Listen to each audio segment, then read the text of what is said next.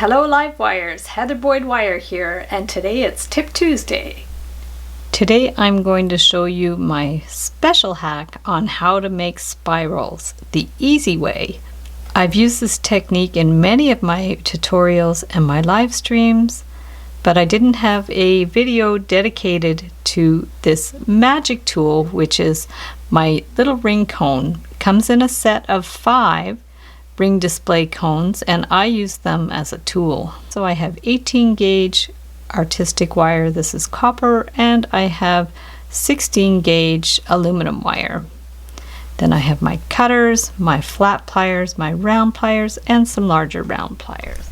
Depending on how big you want your spiral, I've cut this to about 6 inches, and we're going to just hold it on to the ring cone with your thumb, and we're going to wind it around.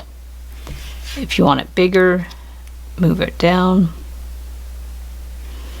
around and around, around.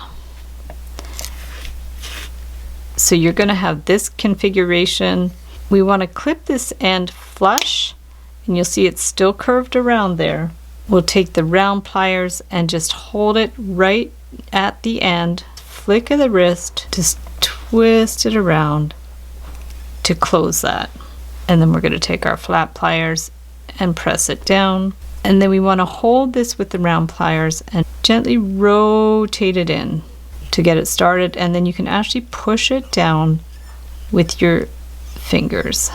So push it down so it's flat. At this point, if you need more adjusting, if it's too much to one side, just go in with your pliers and adjust the distance.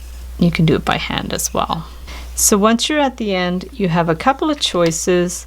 If you want to just make it plain, like say you're making a little paper clip, you can just clip it off, adjust it, and you can even hammer that. If you want to dangle something off the spiral, you can just give this a little clip, take your round pliers, and bring this around. So that's flush. And if you want to dangle some beads, just get a scrap piece of wire, or you can get a head pin.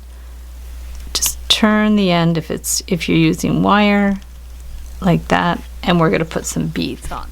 So I just put on a 4mm miracle bead, a 6mm faceted bead, a 4mm cat's eye bead, 6mm miracle bead, and another 4mm miracle bead. We'll clip that to 3/8 to 1/2 inch. We're going to bend this back and around, slip it on the spiral, and close it up. And we could use that as a little bookmark. This one I flattened with the rolling mill, so it has a nice smooth finish. This is aluminum, so it's quite soft, so we're just going to hold that and wind it around again. Give it a little push. Cut that flush, bring that in with the round pliers so it's closed. Start bringing it in with the pliers. And then with your hands, you can just push it down. And then we'll clip the end flush, bring this one around. You can hammer it if you want it stiffer. I'll link up some tutorials to learn how to make some more spiral components with different shapes as well. So thanks so much for watching the video. Give it a big thumbs up if you liked it. Be sure to subscribe to my channel for lots more wire art and jewelry making videos. Hit the notification bell to be notified when I go live and when I post new videos. And if you'd like to share photos of your wire art and jewelry, be sure to join the Wire Makers Club on Facebook. And if you'd like to check out my work on Etsy, my husband and I specialize in custom wedding cake toppers and funky jewelry.